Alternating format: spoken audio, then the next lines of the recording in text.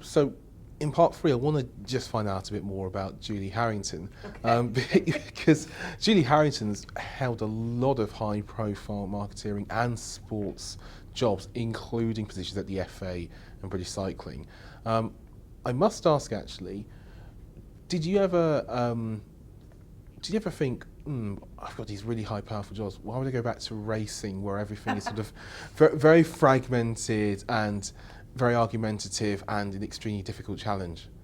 So I got a phone call after Nick Rust handed his notice in to see if I would be interested in coming back, and I have to be honest and say that the fragmented nature of the sport did make me think twice, but not for very long, because I mentioned when we were chatting earlier about one of the ways you can get young people interested is getting them close to the sport and close to the horse. And in my time away from racing, my most recent job was at British Cycling. It's difficult to get that level of emotion about a bike, and so I didn't have to think long and hard to come back, because I want to be part of trying to get the sport that I love functioning in a more efficient way. So just going back to that, because that was really interesting about the bike, you surely get that amount of emotion about all the recent stories in British cycling, and the incredible success it's had. And I just wanted to ask you, actually going on from that, what do you think, having been in British cycling, having been in football, which is the most popular sport in the world, what do you think racing can take from their governance and also the way they approach selling their sport?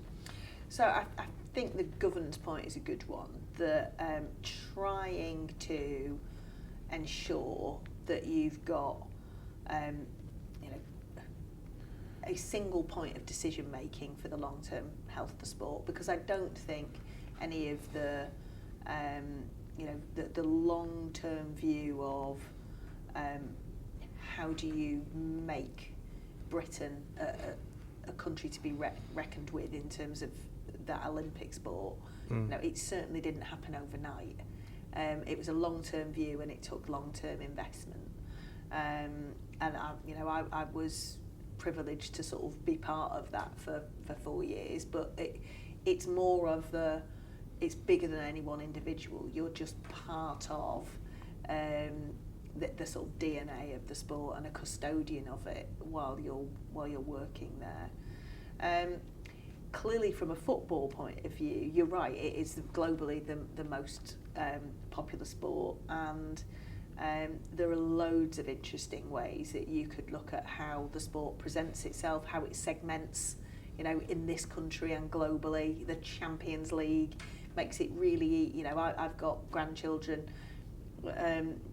When they were really young, they instantly knew that must mean that it's the best, and gets them really interested. And I know that we in racing have tried to present, certainly on things like British Champion Series, and Kitco Champions Day, trying to look at how we might present it, the sport in a slightly different way.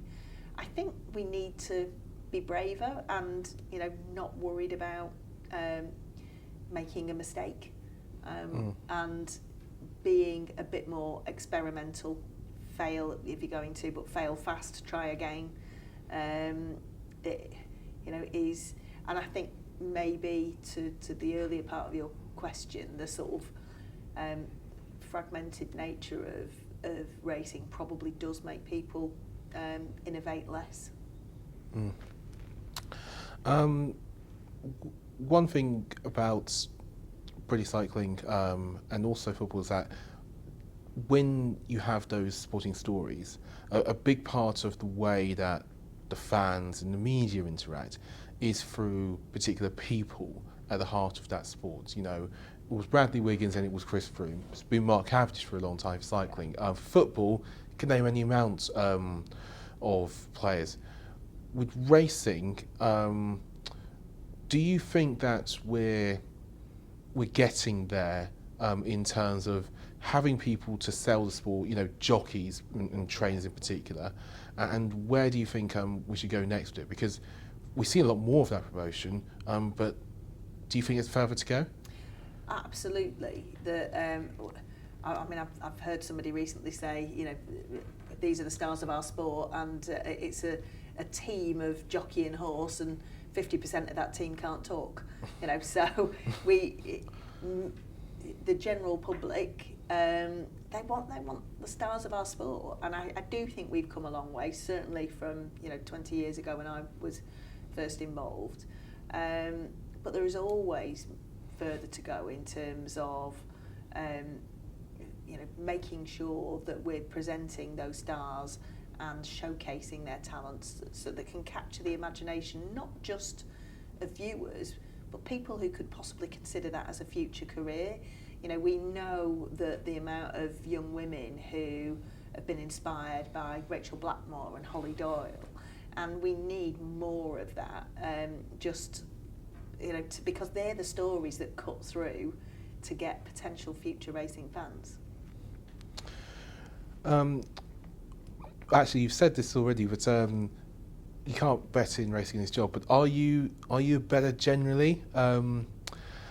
And if so, how did you get into it? When's your first bet? And so when I was doing my A-levels, one of my friends that I did my A-levels with, his dad was a pitch bookmaker, Walmsley Brothers. I don't know whether any of your customers will remember the Walmsley Brothers. I am absolutely certain a betting viewer will know Walmsley Brothers. One of them will. So they had pitches. Their regular pitch was at Bellevue Dogs, but they had pitches at Chester, York, Cheltenham in what is now the Best Mate enclosure, Uttoxeter. And they would recruit us as runners that we would go and work for them in the summer holidays, and before everything was digitised, and it was a brilliant introduction, a brilliant sort of grounding in terms of not just racing but just a different world and a different language. It was probably before betting on other sports really began to grow. Well, it was definitely before betting on other sports began to grow, but that was my introduction. And Andy, sadly both senior Walmsleys have passed away now, and Andy, who Walmsley Junior, has emigrated to New Zealand. So, but I will often go in the ring and see if I can see any of the people I used to know in there. The rings are subject close to the heart of pretty much everybody watching this. What do you think, if anything, BHA can do to support on-course bookmakers, because they've been for a hell of a time in the past 3 years? I mean, it's such a difficult one, isn't it? That clearly, I forgot my purse the other day when I was coming into London and managed to sort of survive for 3 days down here with just my phone paying for things. And you can see the massive impact that has had on the ring. And the pandemic and starting price going outside the ring. I was still working in cycling at the time, but watching with interest from a distance. And it is a really difficult challenge. It's it's society and time is sort of moving on, and how do we protect the best of that, but also make sure that their business model can adapt to still be relevant, because I think it would be really sad and part of the theatre and enjoyment of a day's racing for me. I think that's a great point to end what's been a fascinating interview. Thank you very much for your time, Julie Harrington. Thank you.